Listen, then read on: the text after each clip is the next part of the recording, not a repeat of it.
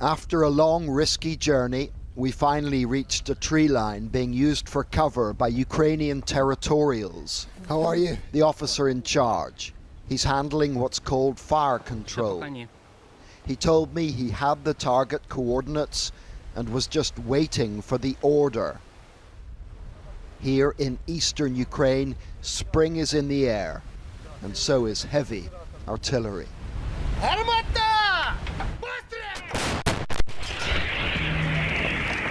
They are firing 152mm howitzers. They're the biggest guns in the Ukrainian arsenal until Western-supplied 155s join the battle.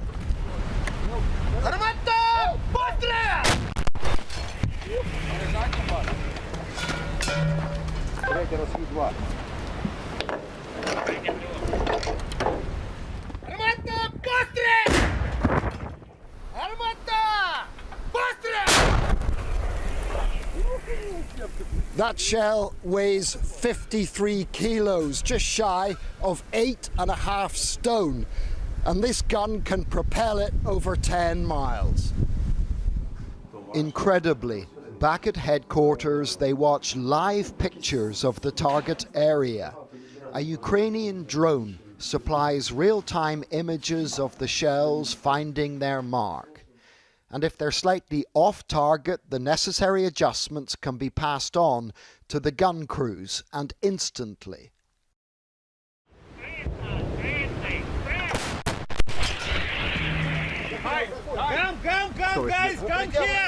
Their salvo complete, they ordered us to hurry into a bunker. So they've rushed all of us into one of the dugouts here because of the danger of incoming Russian artillery. Outgoing fire attracts incoming. While Russian artillery did not reply, we knew Russian warplanes were about. This is an airstrike, and this is a Ukrainian anti-aircraft missile on the hunt.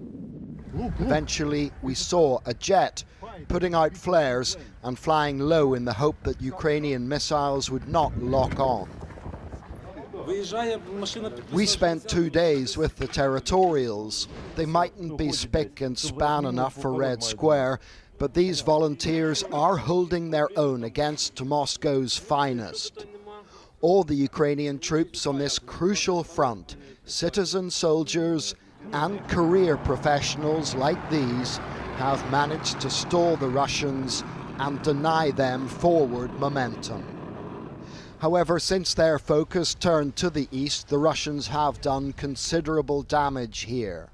Ironic to think that not long ago the Kremlin thought it could win over the people who call this home. Surely the history books will record this as an absurd war, a Putin ego trip posing as an invasion. Our host throughout was the unit commander, nicknamed the Joker. He showed us this crater, the result of an airstrike, and this large Russian missile shot down by the Ukrainians. Everywhere we went with him, his soldiers gave him the warmest of welcomes. Since the war began, he's turned a group of civilians into an effective fighting force. They're already saying he's a legend.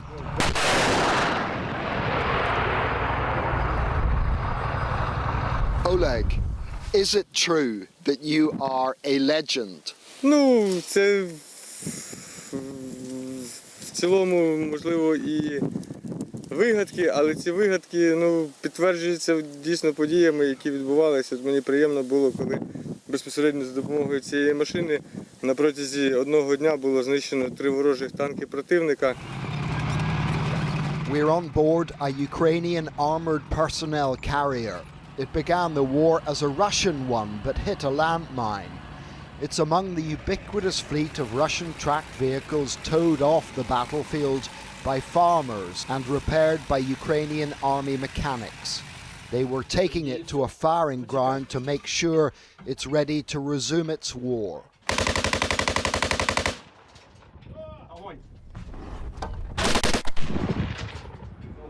The The Ukrainians need more of everything, including lorries, bigger guns and drones.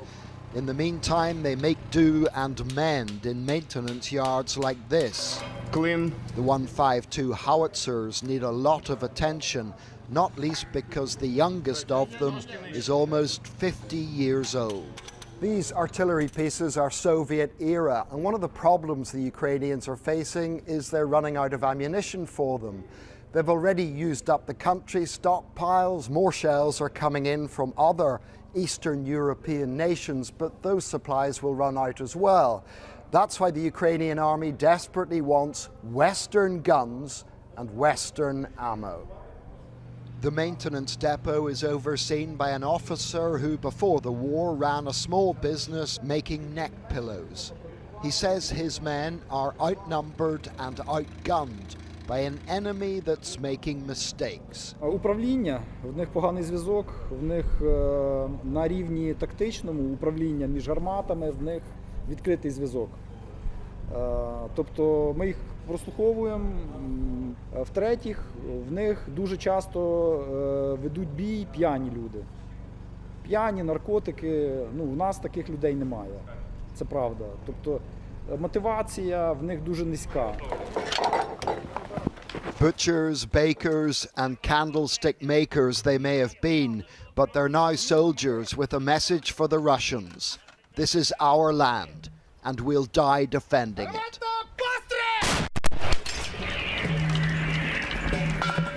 John Irvine, ITV News, Eastern Ukraine.